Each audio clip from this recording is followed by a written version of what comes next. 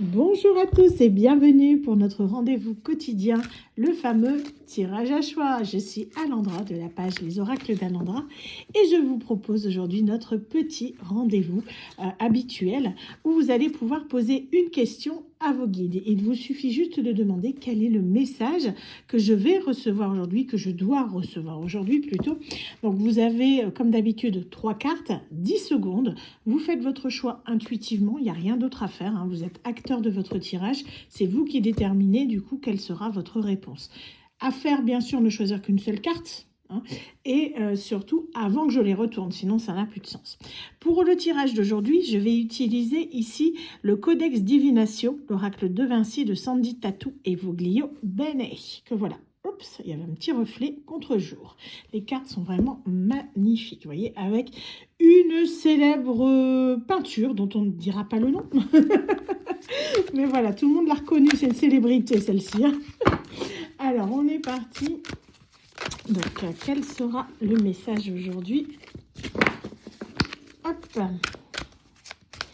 Elles sont un tout petit peu grandes. Après, ils avaient édité aussi tous les deux. Et c'est une très belle collaboration qu'ils font. Ils font vraiment de très belles choses. Et Sandy Tatou fait des oracles vraiment magnifiques. Et la collaboration qu'ils avaient fait, c'était sur l'oracle « Dis-moi que tu m'aimes ». Et ils ont même sorti le volume 2 de cet oracle. Et lui, je sens que je ne vais pas tarder à me l'acheter dès que je pourrai. Parce qu'il me plaît beaucoup. J'avais beaucoup aimé le premier et celui-là est dans le même style en fait, hein. Allez, on est parti. 3 cartes. C'est l'occasion de découvrir les oracles des collègues. C'est grâce à eux qu'on peut travailler quand on ne crée pas ses propres oracles ou autres. Je trouve ça intéressant de voir les différentes possibilités qui s'offrent à nous. Donc voici ici la carte numéro 1, la carte numéro 2. Hop, et voici la petite sœur, la carte numéro 3. Voilà, je vous laisse quelques secondes. Allez-y, choisissez votre carte.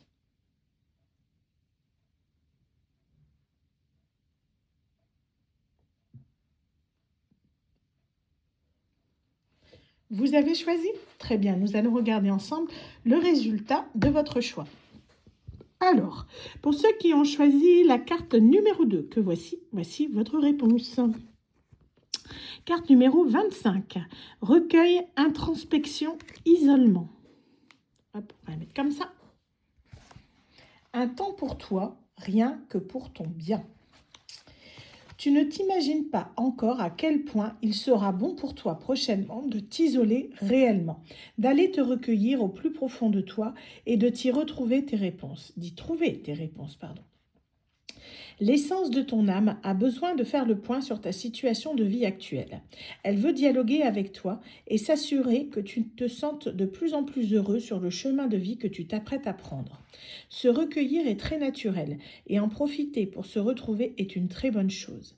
Si c'est une situation que tu traverses et qui t'y oblige, ne le prends surtout pas comme un piège, une punition ou un acte de torture contre toi. Tu dois au contraire laisser aller les événements à leur rythme et ne plus t'en soucier. Tu devras aussi accepter toute ton impuissance face à ce nouveau scénario de vie qui s'annonce et apprendre à en tirer le meilleur pour toi. Pense à toi, rien qu'à toi. Il est sûrement grand temps aussi de faire du tri autour de toi et de t'éloigner des mauvaises influences extérieures en tout genre. Tu n'as besoin que de tes réflexions personnelles et de ton avis. Fais en sorte de ne pas avoir à te confronter à des sollicitations trop oppressantes dans tous les domaines. Arrête aussi de croire que tu ne peux pas te libérer d'une situation. Débrouille-toi comme tu pourras. Avec le message de cette carte, tout est simple à comprendre. Il faut que tu te retrouves seul par tous les moyens et sans attendre, car bientôt, l'heure de prendre de grandes décisions pour toi approche et le plus dur sera certainement de l'accepter comme un besoin vital. Alors, le plus sans emploi et reconversion. C'est écrit à l'envers, c'est pour ça que j'essaie de lire et c'est ça qui est marrant en fait. Limite, il faut prendre un petit miroir et regarder pour avoir la traduction, ça peut être sympa.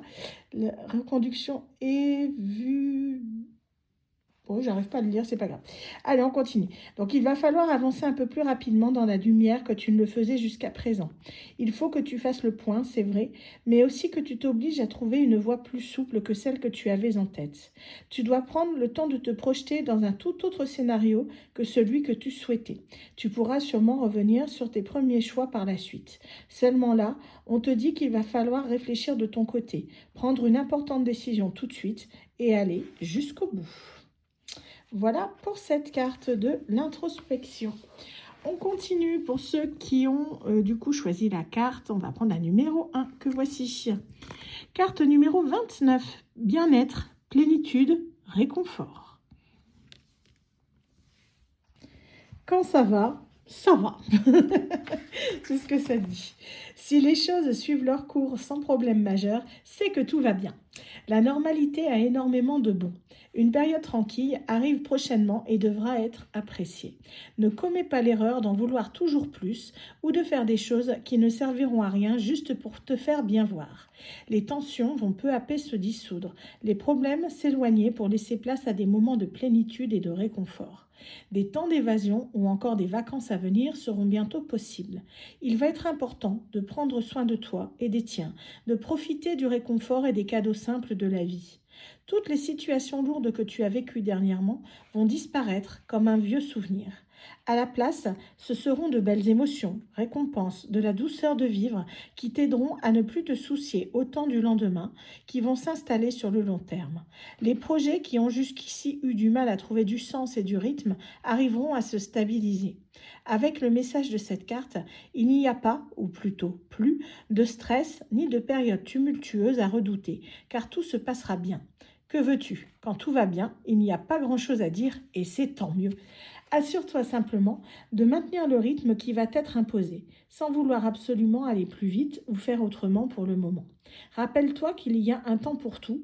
En ce qui concerne ton avenir proche, pour le moment, reste tranquille et profite du paysage. Je ne vais pas lire le mot en arrière parce que c'est une galère. Tout ira bien, même s'il n'y aura pas de révélation ou d'opportunité extraordinaire à attendre dans les prochaines semaines. Ce qui ne veut pas dire non plus qu'il ne se passera rien. Non, au contraire. Il va simplement falloir s'attendre à un peu plus de mollesse de façon générale et de toi-même aussi, promis, mais tout ira bien. Apprécie pour le coup le temps que tu auras de libre pour te faire plaisir. Voilà. Allez, on continue. Donc pour ceux qui ont choisi la carte numéro 3 que voici. Voici votre réponse. Carte numéro 18. Plan, stratégie, construction. Quand je vous dis qu'elles sont belles, ces cartes, elles le sont vraiment.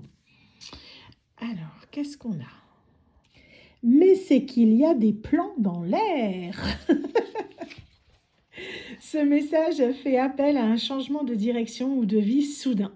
Rien n'est négatif, mais voilà, ce changement inopiné va te demander d'entrer très vite dans une dynamique d'adaptation. Cela peut venir d'une promotion, d'une proposition d'embauche ou d'un déménagement. Le message peut te concerner directement ou quelqu'un de ton foyer, mais aussi une personne avec laquelle tu collabores, une société avec laquelle tu avais l'habitude d'entreprendre, qui change de direction, ou bien encore des travaux en cours qui ne vont pas pouvoir se dérouler comme prévu. Dans tous les cas, le message te conseille de ne pas rester sous l'émotion de la surprise, mais de réagir vite, d'être hyper réactif pour définir un plan d'action, aller à l'essentiel avec efficacité. Attends-toi quand même à ce que toutes tes méninges soient en action et que tes nuits soient plus courtes que d'habitude, car tu vas devoir t'inspirer et sûrement beaucoup te renseigner pour trouver la meilleure des solutions.